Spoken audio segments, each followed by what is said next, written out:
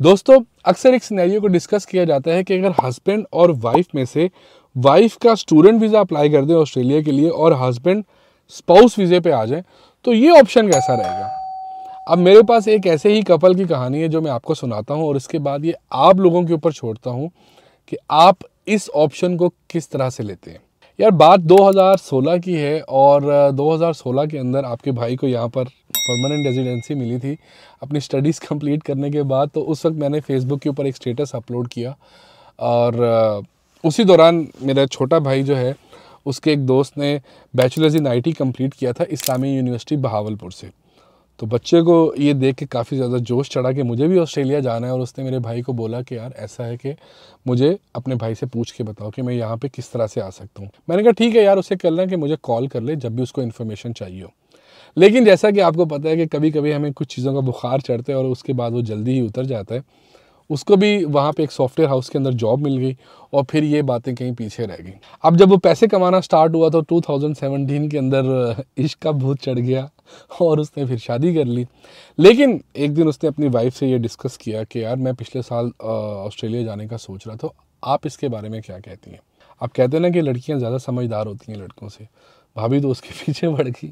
वो कहती हैं कि नहीं, अब आप ऐसा करो कि इसके बारे में इंफॉर्मेशन इकट्ठी करो, हम ऑस्ट्रेलिया चलते हैं और वहाँ पे जो अपना फ्यूचर देखते हैं और इंशाल्लाह वहाँ पे अपनी लाइफ को सेट करते हैं।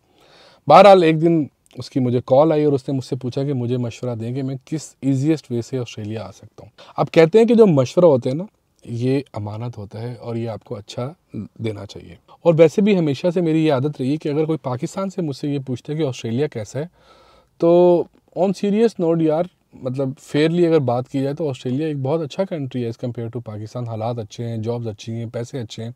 तो मैं हमेशा सबको यही कहता हूँ कि ऑस्ट्रेलिया एक अच्छा ऑप्शन है आप लोगों के लिए। बहरहाल मैंने उससे पूछा कि यार देखो, आपने तो आईटी में बैचलर्स किया है, आपकी वाइफ जो है उन्होंने बैचलर्स किया है साइकोलॉजी के अंदर, और 2017 में जो आईटी के लिए अगर आप परमानेंट रेजिडेंसी के लिए अप्लाई करते थे अपनी स्टडीज़ कंप्लीट करने के बाद, तो पॉइंट्स थोड़े से हाई हो चुके थे और थोड़ी सी परमानेंट रेजिडेंसी मुश्किल थी। तो मैंने कहा कि आप ऐसा करें, आप अपनी वाइफ का स्टूडेंट वीज़ा अप्लाई करें मास्टर्स इन साइकोलॉजी में, क्योंकि साइकोलॉजी के अंदर परमानेंट रेजिडेंसी लेना आसान है। और वैसे भी अगर आप स्पाउस वीज़े पे आएंगे तो इसके दो फ़ायदे हैं। एक फ़ायदा तो ये है कि अगर आपकी वाइफ पढ़ रही है और आप स्पाउस वीज़े पे हैं तो आप लीगली फुल टाइम काम कर सकते हैं और आप उससे अपनी फ़ीस अर्न करके अपनी वाइफ की फ़ीस पे कर सकते हैं, उनकी हेल्प कर सकते हैं। वैसे तो स्टूडेंट्स, मोस्टली जो स्टूडेंट्स हैं वो फुल टाइम ही काम कर रहे होते हैं आम दिनों के अंदर भी, लेकिन मैं कभी किसी को ये एडवाइस नहीं दूंगा क्योंकि ये वैसे इलीगल है। लेकिन दूसरा जो इसका फ़ायदा है वो ये है कि साइकोलॉजिकली यार, जब आप यहाँ पे माहौल को देखते हैं और चीज़ों को देखते हैं तो आपको भी ये फील होता है कि आपका पार्टनर आपके साथ हो। तो उसके लिए बेस्ट ये कि आप शादी करके यहाँ पे आएँ ताकि आप अपनी फैमिली स्टार्ट कर लें।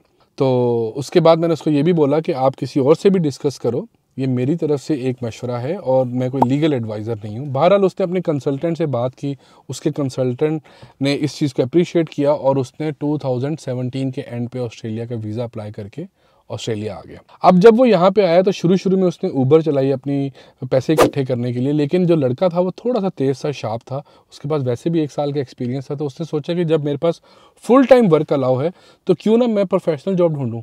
ये बात बहुत सोचने की है, बहुत कम लोग इस तरह से सोचते हैं।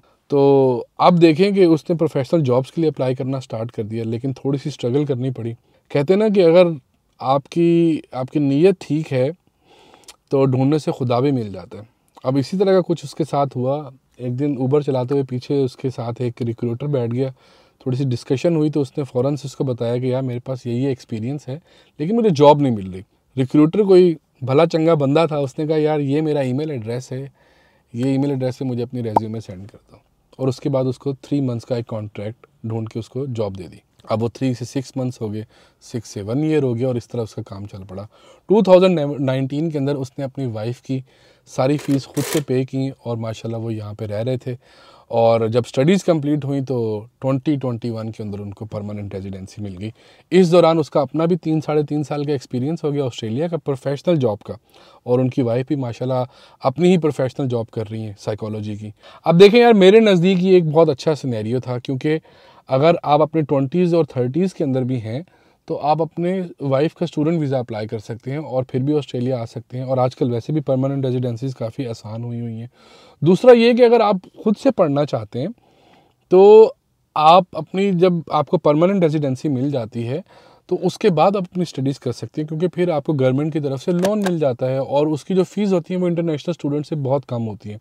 अदरवाइज़ अगर आपके पास स्किल है तो आप अपनी स्किल के अंदर जॉब ढूंढें अपने प्रोफेशन में, और अगर आपके पास वो जॉब नहीं मिलती आपको तो आप अपनी और जॉब्स करके भी आप अपनी फ़ीस को पे ऑफ कर सकते हैं और फिर कुछ छोटा मोटा बिजनेस स्टार्ट कर सकते हैं थोड़ी बहुत सेविंग के साथ। लेकिन ओवरऑल जो यहाँ का माहौल है, जो यहाँ पे प्रॉस्पेरिटी है, जो यहाँ पे इन्वायरमेंट है वो बहुत अच्छा है, फ्रेंडली है, और आपका एक अच्छा फ्यूचर सेट हो सकता है।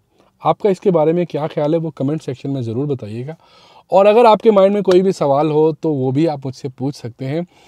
अगली दफ़ा किसी और वीडियो के साथ मिलेंगे। अपना ढेर सारा ख्याल रखिएगा। Till that, thank you so much, piece.